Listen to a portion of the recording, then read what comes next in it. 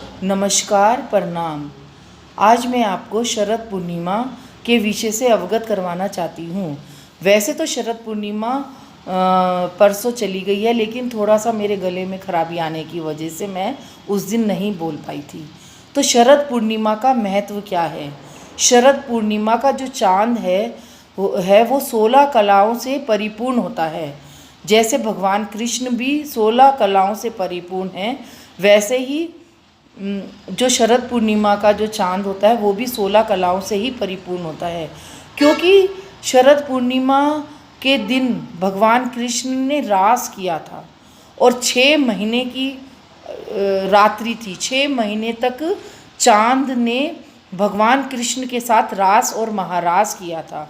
तो समझो 6 महीने तक उस चंद्रमा की रोशनी एक ने जो पूरे वृंदावन में अपना रूप बिखेरा, अपनी प्रकाश से भगवान कृष्ण और राधा रानी को इतना मंत्रमुग्ध किया कि भगवान कृष्ण अपनी सुध बुध खोकर गोप गोपियों के साथ रास और महारास में लीन हो गए। तो रास क्या है, महारास क्या है? रास एक आत्मा के साथ होता है और महारास अनेक आत्माओं के साथ होता है। रास का मतलब होता है आत्मा से परमात्मा का मिलन। जब जो आत्मा परमात्मा में लीन हो जाती है, जो परमात्मा आत्मा को अपने संरक्षण में संरक्षित कर लेता है, उसको ही रास कहते हैं। कहते जब रास के दिन, जब चंद्रमा पूरे अपने यौवन पे था, वृंदावन की में इतनी सुंदर छटा थी, इतनी सुंदर छटा कि मानो चंद्रमा की जो किरणें थी वो वृंदावन के जो घास पर इतनी सुंदर प्रतीत हो रही थी कि जैसे कि मोती मोती बिखरे हुए हों घास के ऊपर। और चारों तरफ का जो वातावरण था वो इतना सुंदर था। गुलाब, चंपा, चमेली और भगवान के जो भी सुंदर सुंदर फूल हैं, जो भी भगवान को पसंद है, फूल, कमल का फूल, गेंदा का फूल, मीन्स फूलों से पूरा का पूरा वृंदावन महक रहा था। कोयल की कूकू, पपीहे की पीपी, मोर जो थे वो इतने सुंदर नृत्य कर रहे थे, इतने सुंदर रास में सराबोर हो रहे थे कि उनके पंख ऐसे फड़फड़ा रहे थे जैसे कि हमारी आत्मा में परमात्मा का जो प्रेम होता है। जब आत्मा और परमात्मा का प्रेम होता है तो जो आत्मा होती है वो परमात्मा के प्रति इतनी सुंदर उसके भाव फड़फड़ाते हैं। जैसे मोर जब मयूर नृत्य करता है तो उसके पंख भी फड़फड़ाते हैं, वैसे ही हमारी आत्मा का प्रेम परमात्मा के प्रति होता है और यही रास होता है। तो जब भगवान ने अपनी बंसी बजाई तो गोपियाँ जो थी, जैसे थी अपने घर में, वो ऐसी आत्मा, उनका शरीर तो अपने घर था लेकिन उनकी आत्मा परमात्मा से मिलन करने के लिए वृंदावन की धरती पे आई, यमुना के किनारे। और जो यमुना जी का जल था वो इतना स्वच्छ था, इतना सुंदर यमुना जी का किनारा हुआ करता था उस समय। चारों तरफ हरियाली, पेड़, वृक्ष ही वृक्ष और लता पता भी इतनी सुंदर। उस समय भगवान कृष्ण के को इतना लता पता भी भगवान कृष्ण को अपने आगोश में लेना चाहती थी उस रास और महारास की अर्धरात्रि को, उस शरद पूर्णिमा की अर्धरात्रि को, कि भगवान कृष्ण ने जैसे ही बंसी बजाई तो राधा जी की पायल छम छम छम छम छम छम करती हुई पूरे वृंदावन में एक अपनी ध्वनि प्रकट करती हुई आई। और यमुना के किनारे, यमुना जी के किनारे राधा रानी अपनी पायल छनछनाती आई और गोपियाँ भी सब भागती हुई अपने घरों, कोई बर्तन मांज रही थी, कोई कपड़े धो रही थी, कोई अपने बच्चे को दूध पिला रही थी, कोई अपने पति को खाना दे रही थी। वो सब, उन्होंने कुछ नहीं देखा। उन्होंने जैसे ही कृष्ण की बंसी बजी, जैसे उस महारास का आगाज़ हुआ, वैसे ही वो भागी दौड़ी चली आई यमुना के किनारे। और तो और हमारे भोले बाबा, हमारे शिव जी भी माँ पार्वती के साथ स्वर्ग से महारास खेलने आए और गोपी का रूप धरकर।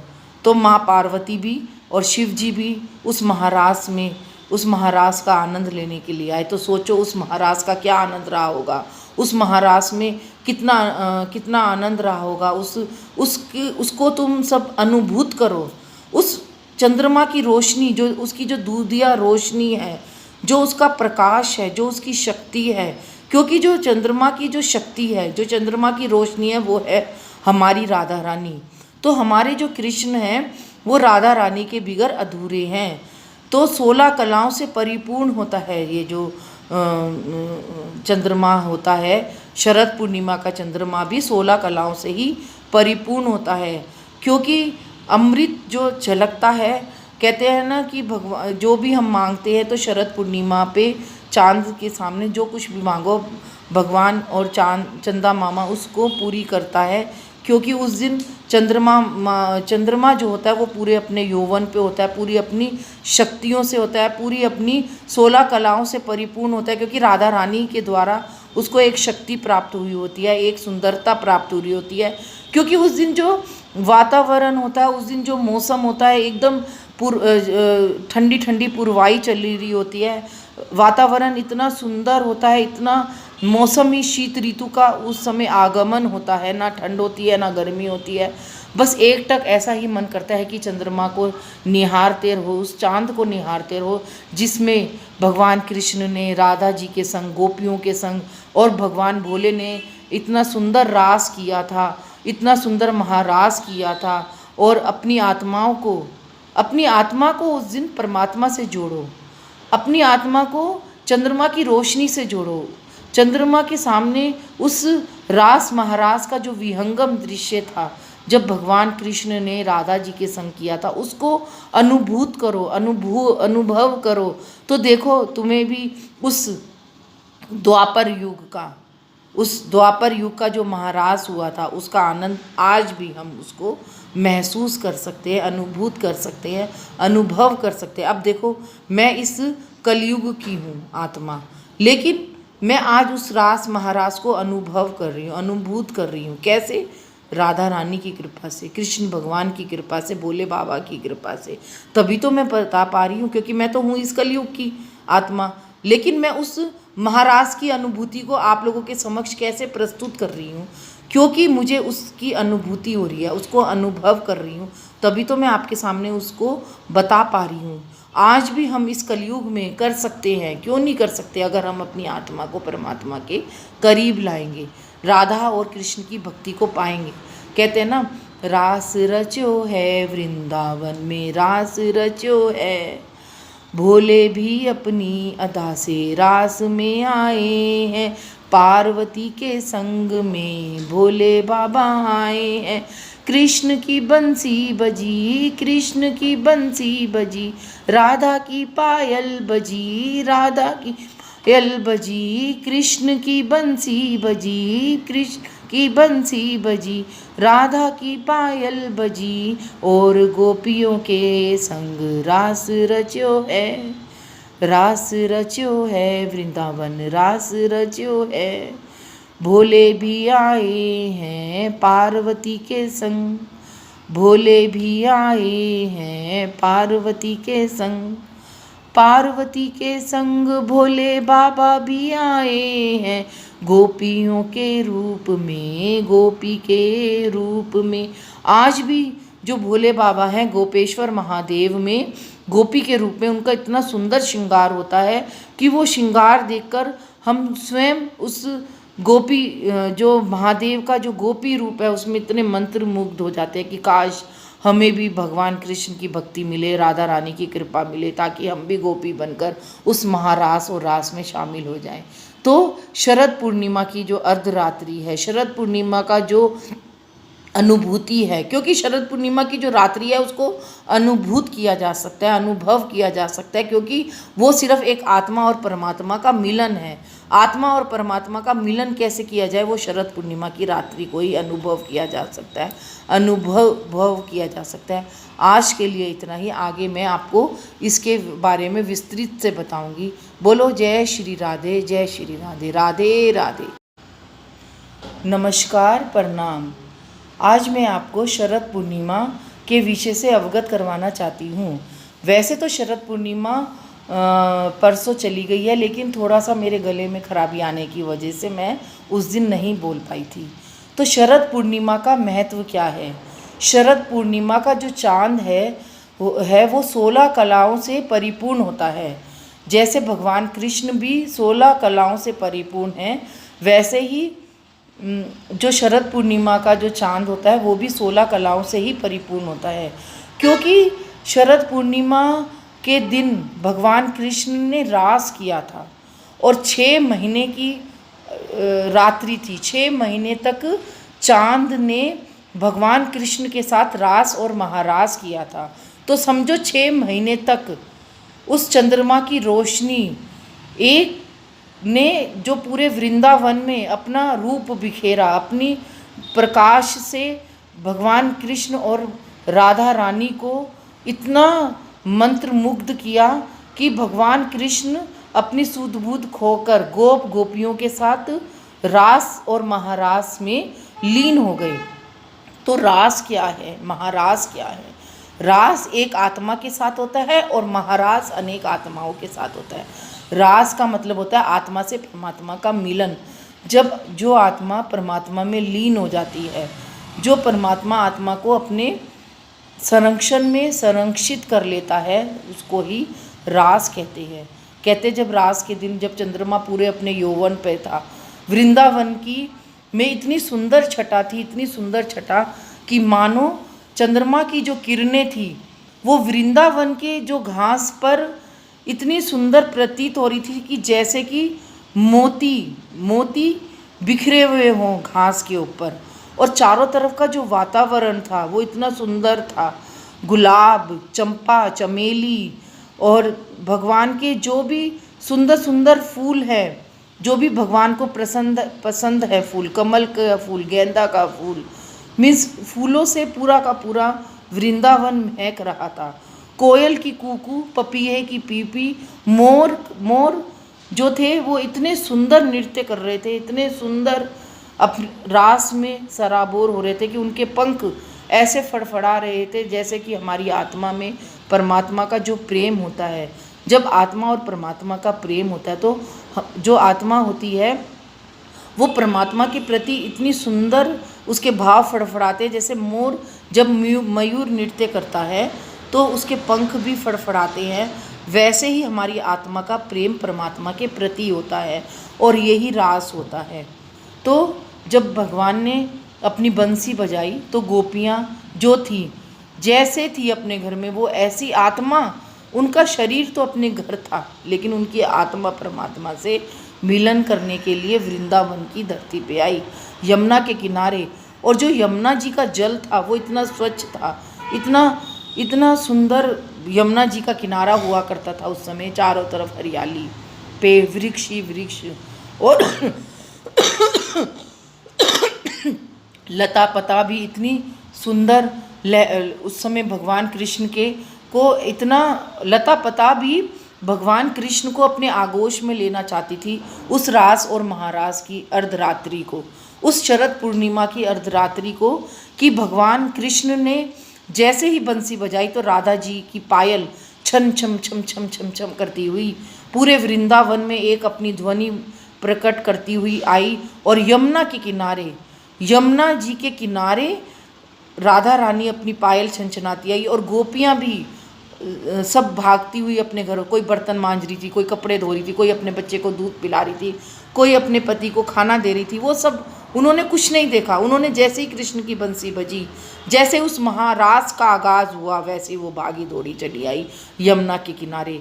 और तो और हमारे भोले बाबा, हमारे शिव जी भी माँ पार्वती के साथ स्वर्ग से महारास खेलने आए और गोपी का रूप धरकर। तो माँ पार्वती भी और शिव जी भी उस महारास में, उस महारास का आनंद लेने के लिए आए। तो सोचो उस महारास का क्या आनंद रहा होगा, उस महारास में कितना आनंद रहा होगा। उसको तुम सब अनुभूत करो। उस चंद्रमा की रोशनी, जो उसकी जो दूधिया रोशनी है, जो उसका प्रकाश है, जो उसकी शक्ति है, क्योंकि जो चंद्रमा की जो शक्ति है, जो चंद्रमा की रोशनी है, वो है हमारी राधा रानी। तो हमारे जो कृष्ण हैं वो राधा रानी के बिगर अधूरे हैं। तो 16 कलाओं से परिपूर्ण होता है ये जो चंद्रमा होता है। शरद पूर्णिमा का चंद्रमा भी 16 कलाओं से ही परिपूर्ण होता है, क्योंकि अमृत जो झलकता है, कहते हैं ना कि भगवान जो भी हम मांगते हैं तो शरद पूर्णिमा पे चांद के सामने जो कुछ भी मांगो भगवान और चंदा मामा उसको पूरी करता है, क्योंकि उस दिन चंद्रमा जो होता है वो पूरे अपने यौवन पे होता है, पूरी अपनी शक्तियों से होता है, पूरी अपनी 16 कलाओं से परिपूर्ण होता है, क्योंकि राधा रानी के द्वारा उसको एक शक्ति प्राप्त हुई होती है, एक सुंदरता प्राप्त हुई होती है। क्योंकि उस दिन जो वातावरण होता है, उस दिन जो मौसम होता है, एकदम ठंडी ठंडी पुरवाई चली रही होती है, वातावरण इतना सुंदर होता है, इतना मौसमी शीत ऋतु का उस समय आगमन होता है, ना ठंड होती है ना गर्मी होती है। बस एक टक ऐसा ही मन करता है कि चंद्रमा को निहारते रहो, उस चांद को निहारते रहो जिसमें भगवान कृष्ण ने राधा जी के संग, गोपियों के संग और भगवान भोले ने इतना सुंदर रास किया था, इतना सुंदर महारास किया था। और अपनी आत्मा को उस दिन परमात्मा से जोड़ो, अपनी आत्मा को चंद्रमा की रोशनी से जोड़ो।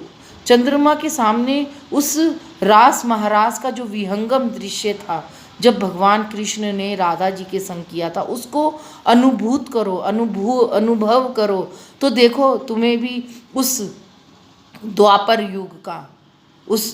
युग का जो महारास हुआ था उसका आनंद आज भी हम उसको महसूस कर सकते हैं, अनुभूत कर सकते हैं, अनुभव कर सकते हैं। अब देखो, मैं इस कलयुग की हूँ आत्मा, लेकिन मैं आज उस रास महारास को अनुभव कर रही हूँ, अनुभूत कर रही हूँ। कैसे? राधा रानी की कृपा से, कृष्ण भगवान की कृपा से, भोले बाबा की कृपा से।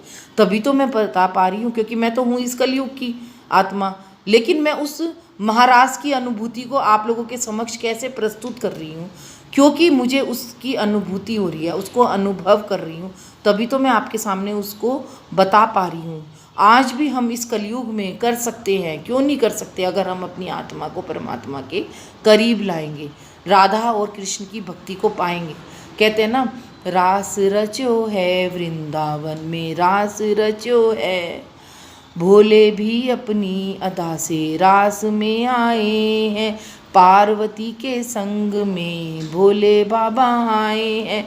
कृष्ण की बंसी बजी, कृष्ण की बंसी बजी, राधा की पायल बजी, राधा की पायल बजी, कृष्ण की बंसी बजी, कृष्ण की बंसी बजी, राधा की पायल बजी, और गोपियों के संग रास रचो है, रास रचो है वृंदावन, रास रचो है, भोले भी आए हैं पार्वती के संग, भोले भी आए हैं पार्वती के संग, पार्वती के संग भोले बाबा भी आए हैं, गोपियों के रूप में, गोपी के रूप में।